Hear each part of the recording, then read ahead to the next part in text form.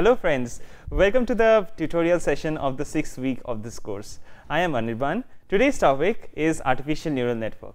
As you people may already be knowing that artificial neural networks form the foundation of a class of machine learning algorithms which are called deep learning, and currently these are doing wonders in the field of artificial intelligence. So today's I'm going to teach you how to make a simple neural network on a simple task, okay, and show you how the performance changes when different changes are made to the architecture and the learning algorithm.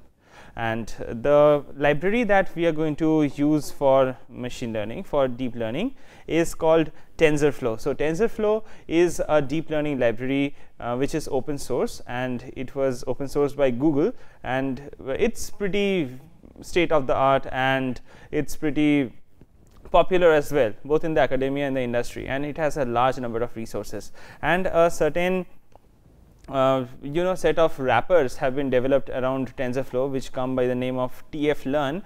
So it gives the same Sklearn or Scikit-Learn interface, the API interface that you have been that I have been using in my previous lectures, and that nice interface, that model dot, just you declare the model, you do a model dot fit, it trains the architecture, and then you do model dot predict, it makes the predictions. And the same beautiful TF-Learn, the Sklearn API is present in this TF-Learn library. So TF-Learn is a set of wrappers, Python wrappers on top of the generic TensorFlow library, and we will be using that in this lecture, in this session. Okay, it will be pretty interesting. And the task that we are going to solve in this session is the recognition of handwritten digits. So the MNIST database it stands for like this. So it's the mixed NIST database. It's a database of handwritten digits, and these digits were actually extracted from postal codes, okay, the pin codes, the zip codes that people write on letters. So they were scanned, and the individual handwritten these letters, these digits were extracted, okay, and the task is to automatically identify which handwritten digit was written in that particular that particular instance. So here are some examples from the data set, and so there are some pretty nasty looking characters, right, like this 8 which looks really bad, this may be a 7 or something. So it's not a trivial task of identifying the handwritten digits, and this MNIST database is one of the the first choices of data set which people would like to use just to check out the performance of a new learning algorithm that they have come to their mind. So this is pretty basic stuff, and I think that this particular exercise will give you a good head start in these deep learning algorithms. So without further ado, let's go ahead and start writing our code. So the first step is to load the dependencies, and yes, I'll be writing the code from scratch, okay, and in IPython notebook or Jupyter notebook, and I'll share this notebook on GitHub, and the link in the description. Put the link in the description so that you can also use and refer to it later on, right? So let me first load the dependencies. So I'll do import numpy as np, import tf-learn, okay, and from tf-learn dot datasets import MNIST. Okay, so we just go ahead and execute this. So once this has been done, maybe I can zoom in a little bit so that you can see. So these three things are the necessary dependencies, okay, the execution is complete. Let's go ahead and load the data. So let's declare this as MNIST data, okay, equal to MNIST dot read data sets. So the read data sets is a function. So I'll just make sure, yes. So the read data sets is a function which is there within the MNIST this script that we are invoking. So you can actually look up the structure of tf-learn dot datasets, and it has a number of really good utilities and this read datasets function will read the dataset. So if the dataset is not there in your computer, it's going to download it first, and then it's going to like do some pre-processing on top of that, bring everything into the format that is easy for machine learning, and then return the dataset in a nice format. So we will see the format of the data in a minute. So I'll just write one hot equal to true. So what does this do? Let's execute and then speak.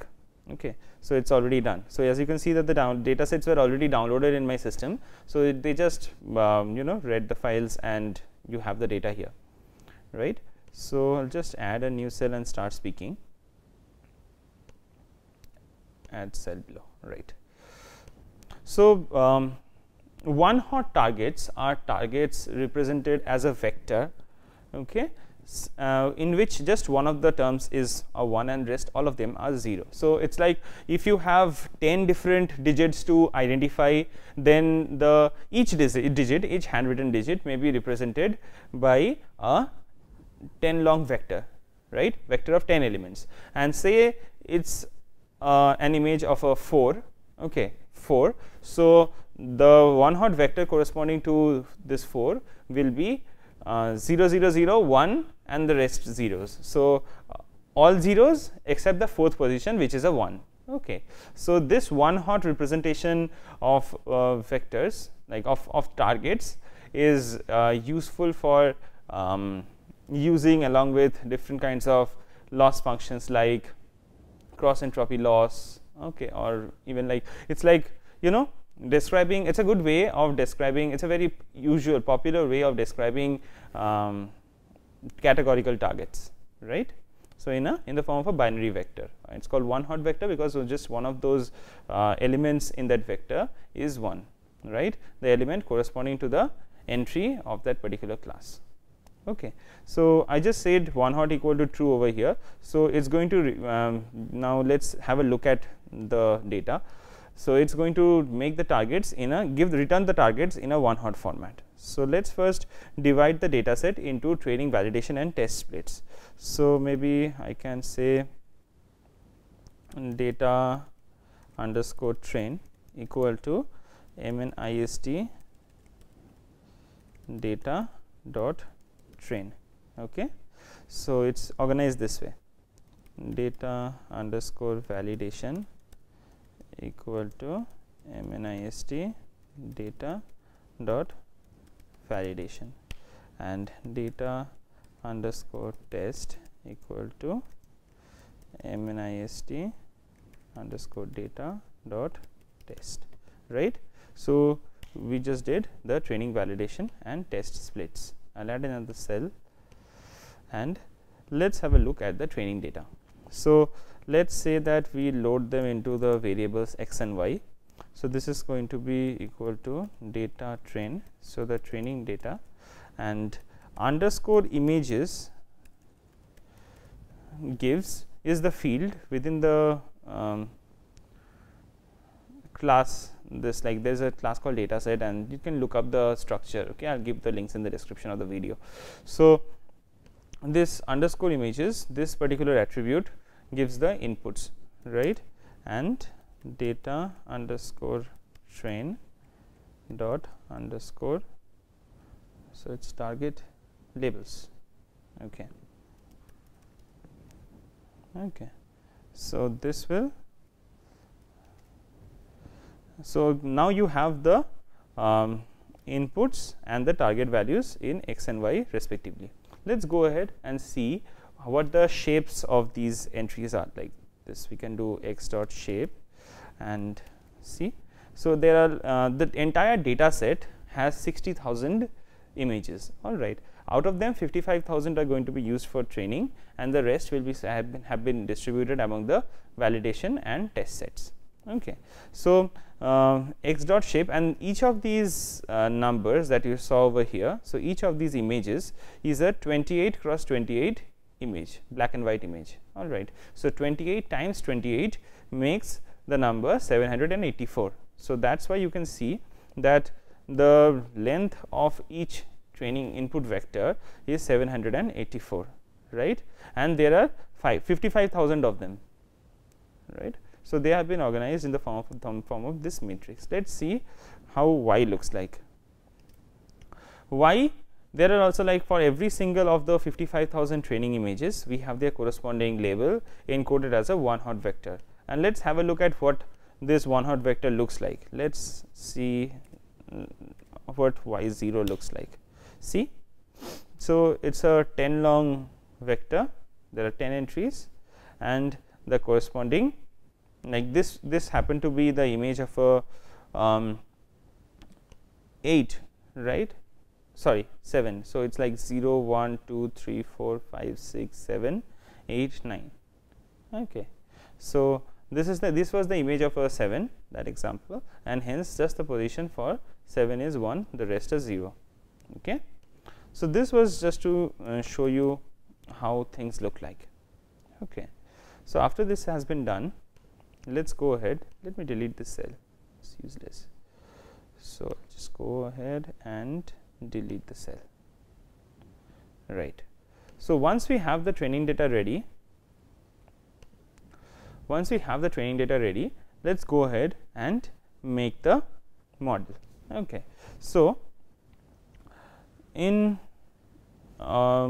making a, so the TensorFlow, it organizes the entire architecture of the neural network in the form of a graph. So, it is called the TensorFlow graph. Okay. So, the first thing that you have to do while making your neural network is to first define the graph structure. So, initialize a graph by invoking this function. So, you just call tflearn, just a second, yes. So, tflearn dot init underscore graph, and you specify what all system resources that will be necessary for this particular exercise. And just as a matter of fact, that deep learning requires a special kind of computing infrastructure, which is known as graphics processing units. So, the same graphics cards that again that are used for playing games, that you can find that can be used, that is used for like heavy duty visual renderings, the same graphics cards. Okay. So, they are capable of doing matrix multiplications very efficiently, and that is what comes to a great help in doing this like deep learning applications. Okay. So, TensorFlow is is compatible to it's completely optimized for GPU, okay, for these graphics processing units. So, how much memory from a GPU you would like to use in a particular experiment, you can specify over here, but my PC does not have a GPU now. So, we will just specify that we are going to use just all of the 4 cores of my PC. Okay. So, I just say that this is the compute requirement of the algorithm. Okay, number of cores equal to 4. Next, we go ahead and start making our network. We store our network within the variable called net. So, first we add an input data layer. Okay. So, it is just called tflearn dot input underscore data, and you say what the shape of the input data should be. So, you just so the shape is in this case equal to a list. First element is none, I will tell you what it means, followed by 784. Okay. So, have a look at this. So, the first element in the shape, this corresponds to the number of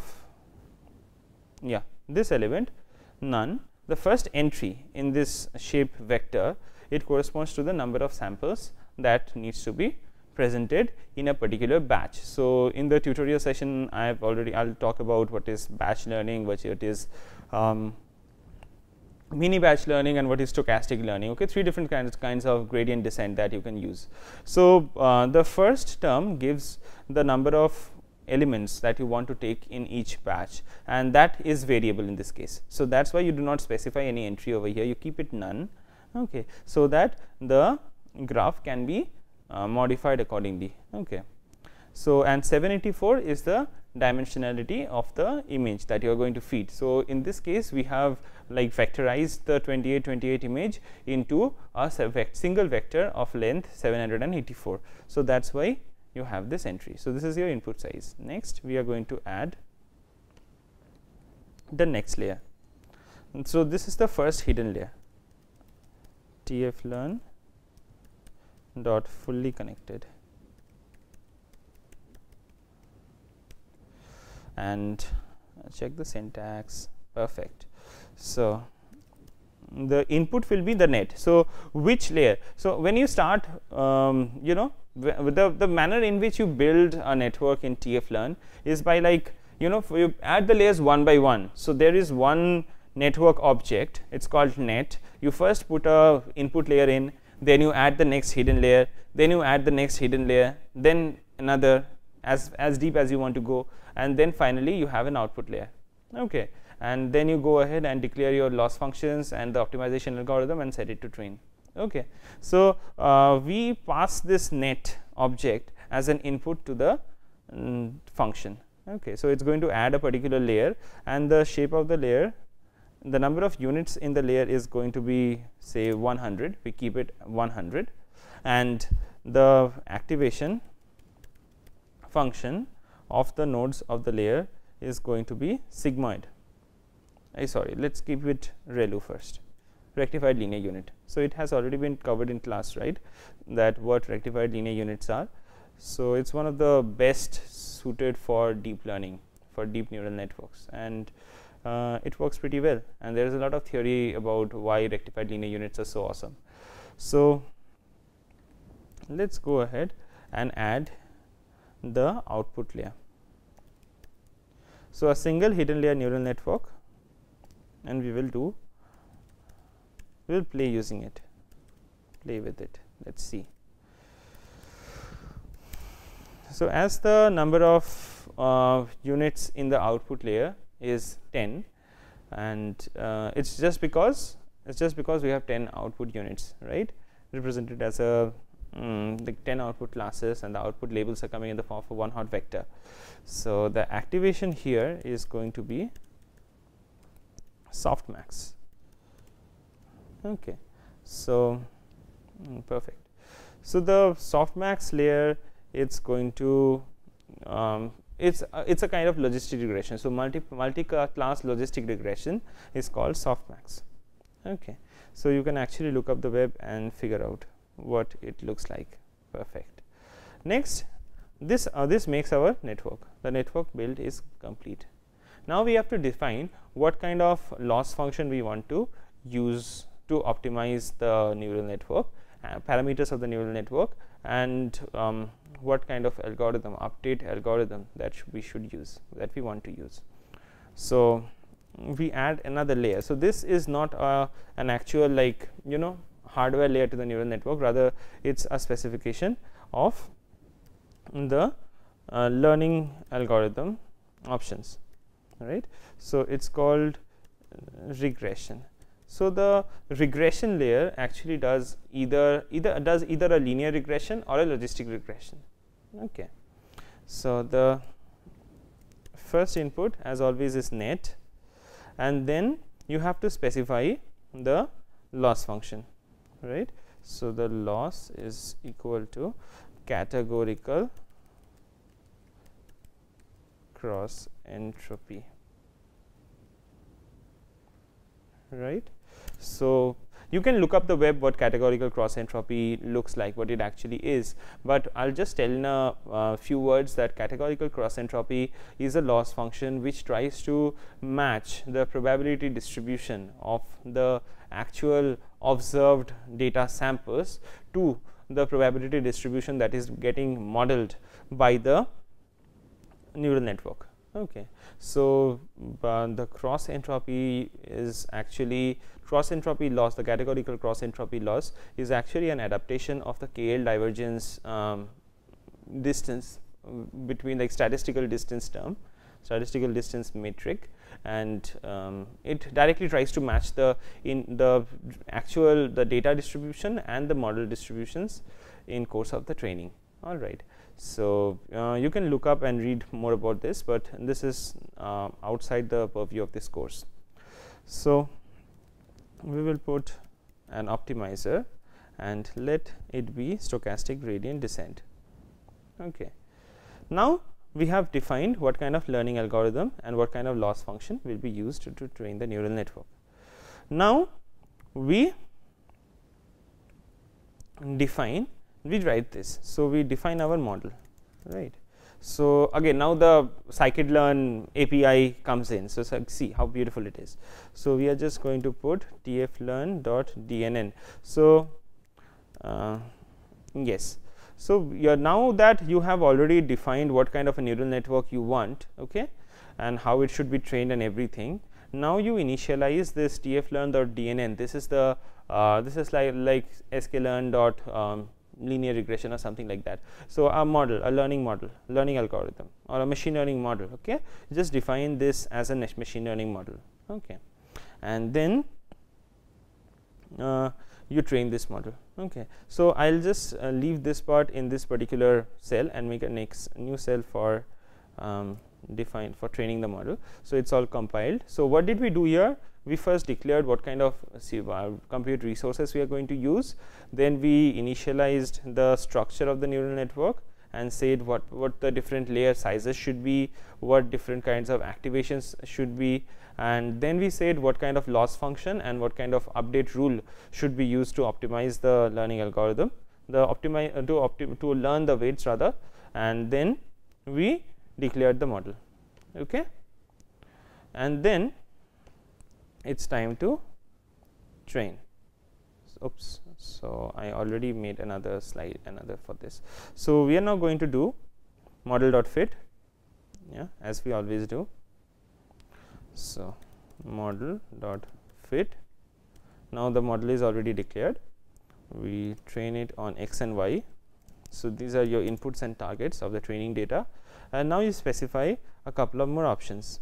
Okay, you specify that the number of epochs of training in epoch is going to be 1. So what is epoch? So it's a very common concept in machine learning. So when you are actually trying to find out the like you want to do gradient descent, you have a bunch of parameters which you want to find optimum values of, and what you do is you show the learning algorithm the same training examples time and over again. All right. So say you have 1 million training examples, and in the first epoch you are going to show the neural network. Okay, say it's a neural network, the learning model.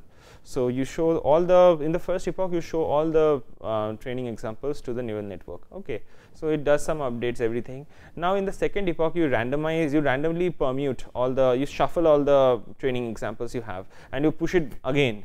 All right, and it has been shown that this helps to break the sequence. The like when you are presenting the training examples in a particular sequence to your machine learning model, to your neural network, then the neural network might actually memorize the sequence, and so the sequence in which different training examples appear to the to the neural network, okay, may actually be reflected in the optimization, in the values of which the weights can take up, right. Just to break that sequence, what we do is we randomize the samples and pass the same training set over and over again, and this like carries on the training, and we need to, like, the more you train, the better the model fits onto the training data. Okay, so it's a concept, and I'm going to keep n epoch equal to 1, number of epochs equal to 1, to like show you the other things. Okay, and it's just going to speed up the learning process a little bit, take a little bit lesser time. Okay, now you show it's batch size, right? So sorry, that's batch size. Okay, so as you are doing stochastic gradient descent, the batch size is going to matter. Okay, so it's the number of examples that you want to show per per instance of learning, or like after seeing how many examples you want to do one update. So let's keep batch size equal to 10, and another option is show metric. Okay. So in the progress of training, as training proceeds, it's going to show us the value of accuracy. Let's just go ahead and see what happens. So notice here. So as you can see that the accuracy is increasing. Okay, the training accuracy is increasing, the loss is decreasing, and it's going to, it's like it has divided the entire training set into batches of size 10, and it's like pushing every single batch and then updating. All right, so one update is happening after every batch has been processed, and you can see that the number of examples that have been shown to the neural network is being counted over here. Okay, so when all the 55,000 examples have been shown, the training is complete. So one epoch is complete. All right, and it reports the final accuracy over here. Right. So let's go ahead and see how things change when we increase the number of, or increase or decrease the number of nodes of the hidden layer. Right. So let's go ahead and make the node. So let's make a note that previously for 100 nodes for a neural network with one hidden layer and 100 nodes, the accuracy was just 69.5%. Okay. So we are now decreasing the number of nodes, and we will see how things change. So I'll restart and run all. Just see here what happens. It will restart. So the performance, yeah. So now you can see that the accuracy change is increasing slowly. Okay, because the model's learning capacity has been reduced, the number of parameters is reduced, so the capacity to learn has also reduced. Okay, and however the training is progressing much faster. So you can just see that, yeah, like in a flash 30,000 examples are processed, right? Because as the amount of compute and number of parameters has reduced, okay, now computation happens faster. What happened? IO operation and closed file. Oops. Restart, clear output. Just a second. Run all.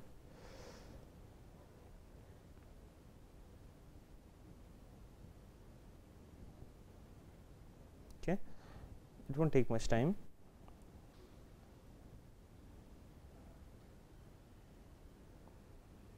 So, so we can expect that the accuracy will be lesser this time. Let's see. So you see, the accuracy won't increase beyond some 20-26%, right? And this is just the training accuracy. As the model's learning capacity has reduced, so this has gone to like 35% or something. See, 44%. Previously it was 69%. So as the learning capacity was reduced, the neural network could not learn well, and hence the accuracy is lesser. So let's go ahead and restore the number of hidden units to 100, our previous value, and let's add another hidden layer. See what happens. Oops. So let me shrink it a little bit and go ahead and add another hidden layer.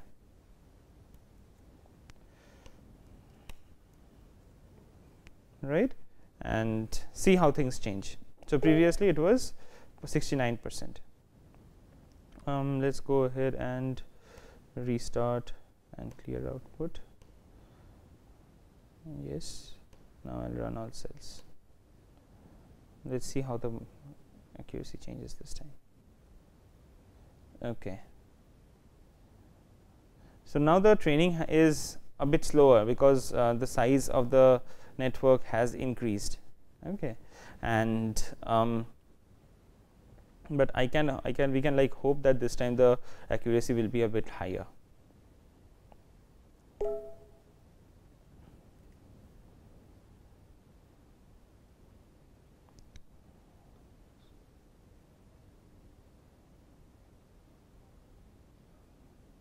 but it's not certain at all. It should not necessarily be higher. Okay, and that's where the entire trick comes in. Okay, so it was like really unfortunate that on increasing the number of hidden layers, the accuracy actually fell. So this is actually the trick of deep learning, and it was seen that deep neural networks with many hidden layers actually failed to arrive at a good solution. Okay, and you can see that the accuracy is just 12%, right? So it just stuck in a bad local minimum, and it had to come out, right? And so let's go ahead and make a small change to the optimizer over here. So there is an optimizer which is called Adam,